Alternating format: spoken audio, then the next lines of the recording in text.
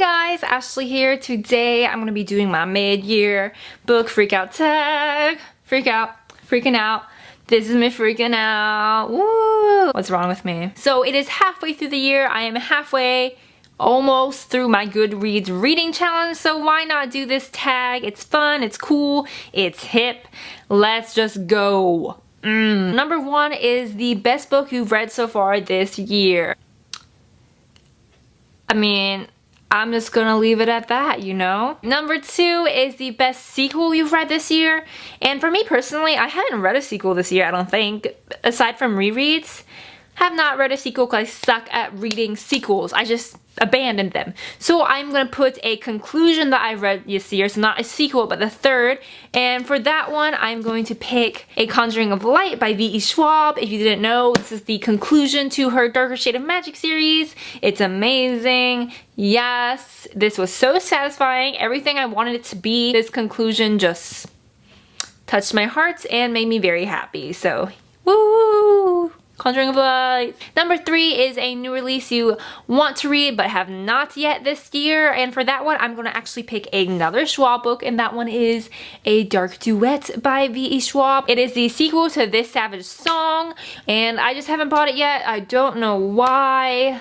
I need to get on that. Number 4 is your most anticipated release for the second half of the year. I'm going to put 2 answers for this one. The first is going to be God's Grave by J. Kristoff. If you did not know, God's Grave is the sequel to Nevernight, the best book in the world. Badass assassins, blood, violence, gore, smut, everything you need in a book in my heart. And yes, I do have the advanced reader's copy of this, and no, I have not read it yet. Why? I don't know. I think it's just this internal fear I have. It's so intimidating, I just don't want to pick it up. But hopefully soon, after I finish the book I'm reading, I will reread Nevernight, pick this up, and be happy in my tears. Let's see. The second one for that is, of course, going to be Tower of Dawn by Sarah J. Maas. This is the 6th book in the Throne of Glass series. You know, we're all looking forward to that. Not going to go on too much about that because you already know. Yeah. Number 5 is your biggest disappointment this year. And for that one, oh, I feel so bad. This is one that I DNF'd this year. If you did not know what DNF'd means, it means definitely did not finish. But for me, I say did not finish because you never know if you might pick it up again. But this one probably not, to be honest. It is Roseblood by A.G. Howard.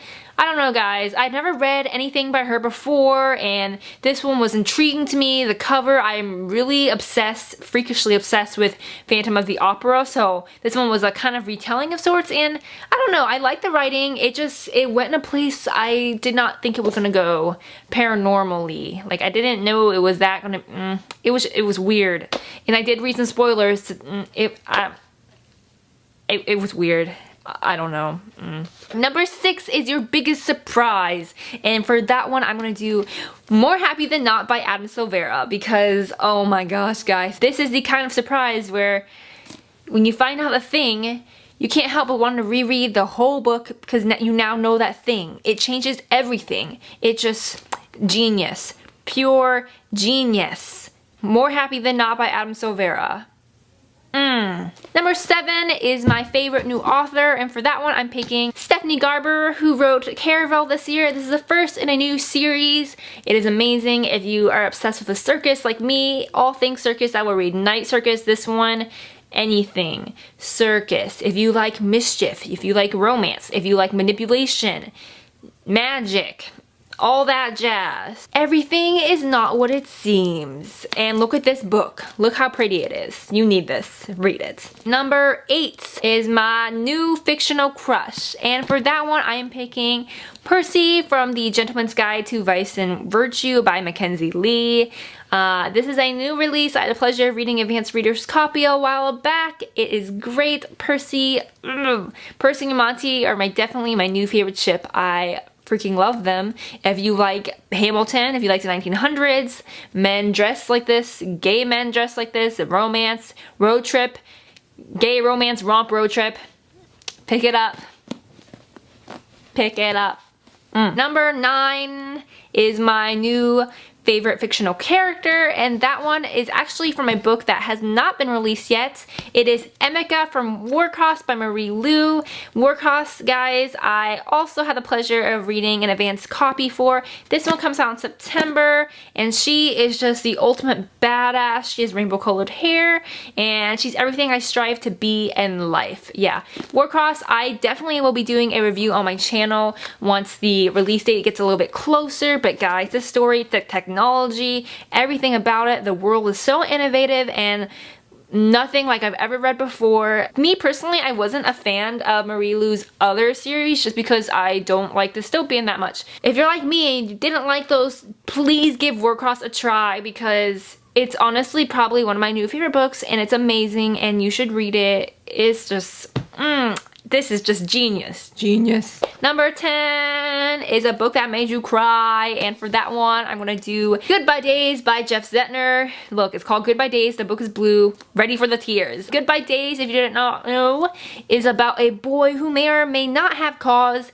the death of his friends while they were in a car accident because he was texting the main driver when they had a car accident. This one's really emotional. If you have not tried Jeff Zettner before, he sounds familiar. He's also the author of The Serpent King. He writes amazing books about friendships and small towns. They just get you in the feels, and he's one of my favorite contemporary author. So if you're in the mood for some contemporary sad shit that'll make you cry in a puddle of tears, this and The Serpent King I highly recommend. Number 11 is a book that made you happy, and for that it is going to be Gigarella by Ashley Poston. I just did a review of this on my channel, so go check that out. But guys, this one is so, I love this book. It's a retelling of Cinderella, but geeky version. Has to do with cosplay. It's amazing, and I love Cinderella retellings, and this one definitely is at the top of my list. Number 12.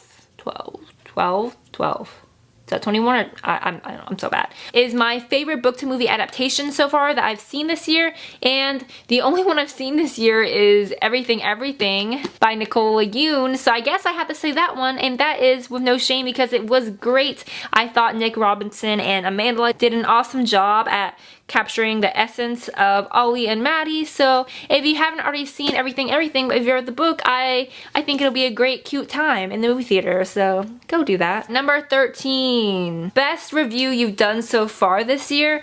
And guys, I'm a booktube newbie. I've only been on my channel for about 4 months, so I haven't done that many reviews, but I'm gonna have to say my favorite review, ACOWAR by Sarah J Maas, because this was just so much fun to rant about, obviously, for my 20-minute video that I made. And if you did not see from there, I sticky noted the hell out of this. I went ham on this, and it was so fun ranting for 20 minutes and talking to you guys about all my feelings for this very highly anticipated read. So my favorite review I've done so far definitely is ACOWAR, A Court of Wings and Ruin all the way. Number 14 is the most beautiful book you've bought this year. This was tricky. I bought a lot of beautiful books this year, including the special edition of Caravel I showed you, but it has to be, without a doubt, Strange the Dreamer by Laini Taylor, because how can you refuse this sheer, look at this shine, the blue, everything about this exudes beauty, and I can't think of any other that would take this place. And lastly is a book you hope to finish by the end of the year. This is number 15. I hope I'm doing this right, and it's not 51. That one, I'm gonna have to do the Lightbringer series by Brent Weeks. This is an adult fantasy series. There are 4 out so far, but I've only read the first one. I really like this one. It follows a boy and the world he lives in. They have the power to manipulate light depending on the different spectrums of color. So it's very interesting, very political. Love it. I live for this series, and I've only read the first one, so I really want to finish the rest of them before the end of the year so I can catch up and not fall behind like some other series I've done, and I'll just never finish them, but I really want to finish this one. Alright guys, that is it for my mid-year book freak out tag. I hope I freaked out enough for you guys. I'm sorry if I didn't explain the plot to all the books. I felt most of them are really well known, so you should have known.